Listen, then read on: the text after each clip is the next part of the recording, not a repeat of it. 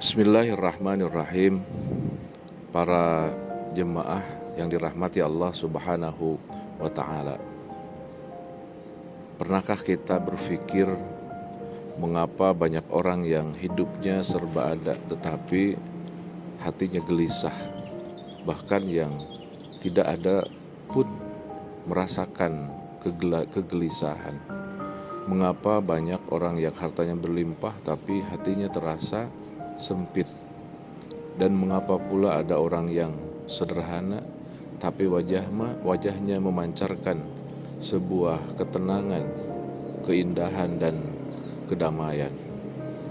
Mungkin kita sedikit bisa menjawab, ada pada satu hal yang dinamakan dengan hidupnya hati. Pagi hari ini kita mencoba melirik kembali sebuah pranata diri dalam jiwa kita, dalam kehidupan kita. Ada sesuatu hal yang harus kita barengi, energi kebaikan.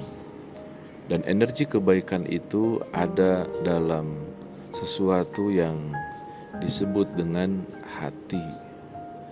Dan hati itu ternyata tenangnya, nyamannya adalah dengan mengingat zat yang menciptakannya, yaitu Allah.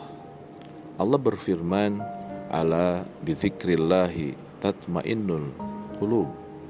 Ingatlah, dengan mengingat kepada Allah hati kita akan tenang. Jadi ketenangan hati selaras dengan ingatnya kepada zat yang menciptakan kita. Itu digambarkan dalam Ar-Ra'd 28. Banyak orang yang takut kehilangan uang, banyak orang yang takut kehilangan jabatan, banyak orang yang takut kehilangan yang orang dicintainya. Tapi sungguh sangat sedikit sekali orang yang takut akan kehilangan kelembutan hatinya. Inilah yang harus kita renungkan. Jangan-jangan kita ini termasuk orang yang banyak ketakutan, tapi takut yang sebenarnya yang harusnya kita tidak rasakan, yaitu takut akan hilangnya kelembutan hati yang ada di dalam dada kita. Padahal musibah terbesar bukanlah kehilangan dunia. Musibah terbesar adalah ketika hati sudah tidak lagi tersenyum oleh ayat-ayat Allah, tidak lagi terharu saat mendengarkan azan panggilan Allah, tidak lagi tersentuh ketika dinarasikan, diajak untuk bisa bersujud ruku di rumah Allah, berangkat menunaikan ibadah ke tanah suci, tidak tertarik lagi untuk bisa memancarkan keindahan ibadah di tanah Madinah, di kota Mekah. Tidak lagi menangis di dalam doa-doanya, tidak lagi merasa bersalah ketika berbuat dosa.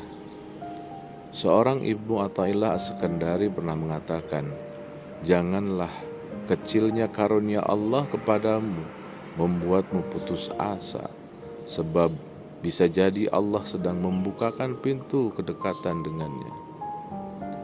Kadang Allah menunda doa bukan karena menolak, tapi karena Dia ingin mendengar suara kita lebih lama. Kadang Allah mengurangi dunia kita agar kita menambah akhirat kita.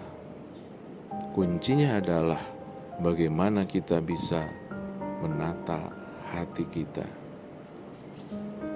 Para jemaah rahimakumullah, hari Jumat ini bukanlah sekedar hari biasa. Ia adalah Sayyidul Ayyam.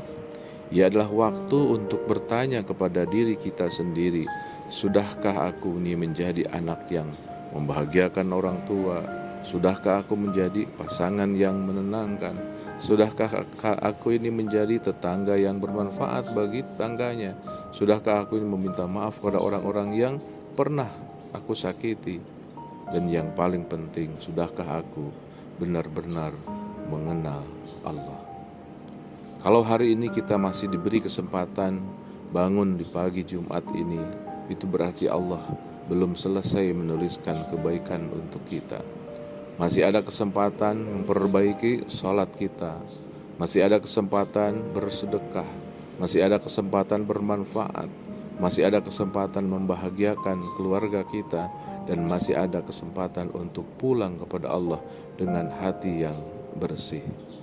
Rasulullah Sallallahu Alaihi Wasallam menggambarkan, Inna fil jasadi mudghah, idza saluhat saluhal jasadu kullu, wa idza fasadat fasadal jasadu kullu, ala wahia al qalbu. Sesungguhnya dalam tubuh ada segumpal daging. Jika ia baik, baiklah seluruh tubuhnya. Jika ia rusak, rusaklah seluruh tubuhnya. Ketahuilah, itu adalah hati.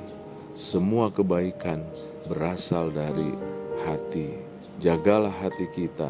Semoga Jumat pagi ini Allah melembutkan hati kita, menguatkan iman kita, melapangkan rezeki kita, dan menjadikan kita hamba yang ketika dipanggil pulang membawa hati yang hidup dan jiwa yang tenang. Allahumma ya muqallibal qulub, tsabbit qulubana ala dinika, waj'al yaumal jum'ati yauma barakati wa rahmah wa maghfirah lana wa liwalidina wa lil muslimina ajma'in.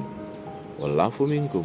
Assalamualaikum warahmatullahi wabarakatuh.